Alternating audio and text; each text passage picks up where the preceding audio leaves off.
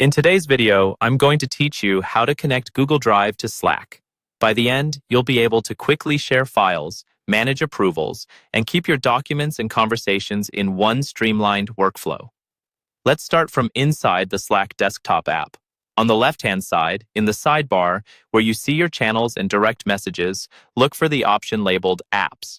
Depending on how your workspace is set up, it might be tucked under More or Automations. So if you don't see it right away, click those options to expand the list.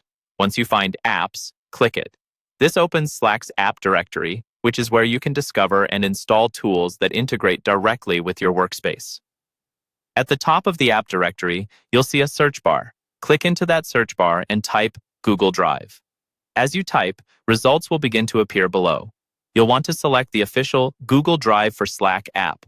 Make sure it's the one published by Google, so you know you're connecting to the correct and trusted integration. After you've selected the Google Drive app, you'll see a page with more details about what the app does. On this page, look for the button that says Add to Slack and click it. Slack will now open a new page in your browser, taking you to a confirmation screen specifically for the Google Drive app.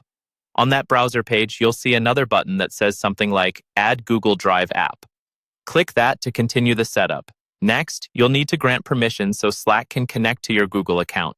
A Google sign-in or permissions window will appear, asking you to allow Slack to access certain parts of your Google Drive, like viewing and sharing files. Take a moment to review the permissions so you understand what's being shared. When you're comfortable with it, click Allow to authorize the connection.